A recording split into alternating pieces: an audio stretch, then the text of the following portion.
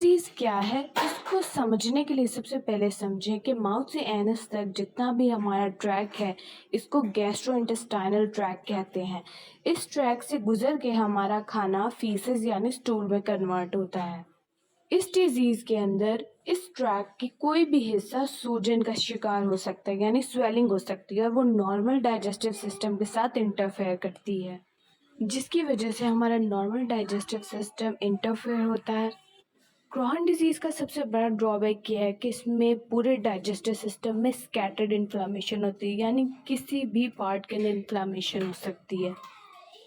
Scattered inflammation होने का मतलब ये होता है कि पूरे गैस्ट्रोइंटेस्टाइनल ट्रैक्ट के अंदर किसी भी जगह पे सूजन हो सकती है और वो इंटरफेरेंस कर सकती है, किसी एक जगह पे लोकेटेड नहीं होती।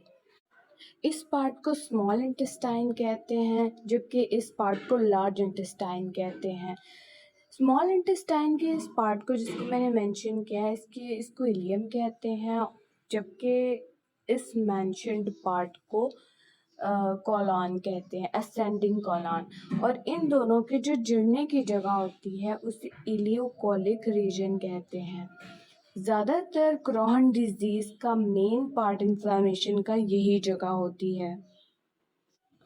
इस बीमारी के अंदर आप कोई भी प्रोसेस्ड फूड नहीं खा सकते, उसकी जगह आपको कोई भी ऑर्गेनिक फूड लेना पड़ता है और पूरी की पूरी डाइट को चेंज करना पड़ता है किसी अच्छी डाइटरी सप्लीमेंट या फूड के साथ। तो आप प्रोसेस्ड फूड तो बिल्कुल नहीं ले सकते। इस बीमारी के सिम्टम्स की अगर बात की जाए तो उसके अंदर stomach pain, loose motion, indigestion होना यानी खाना सही से हजम ना हो पाना,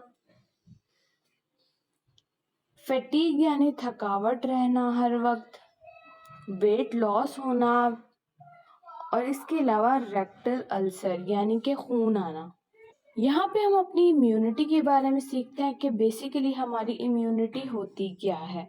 इम्यूनिटी के अंदर ये होता है कि जब भी कोई वायरल या बैक्टीरियल कोई भी एजेंट हमारी बॉडी को इंटरफेयर करने की कोशिश करता है या एंटर होता है हमारी बॉडी में, तो हमारी बॉडी का नेचुरल इम्यून सिस्टम, जिसको डिफेंस सिस्टम कहते हैं, वो एक्टिवेट हो जाता है।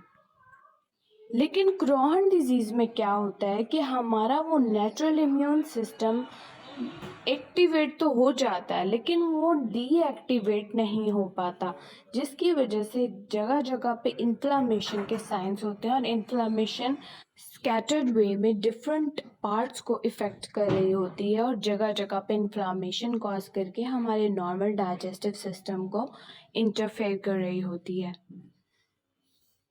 इस बीमारी की सबसे ख़तरनाक बात ये है कि इसके वजह अभी तक सही से मालूम नहीं हो सकी, यानी कौन से फैक्टर्स इसे कॉज करते हैं। जो बेसिक पता चली है अभी तक उसमें जेनेटिक्स हैं,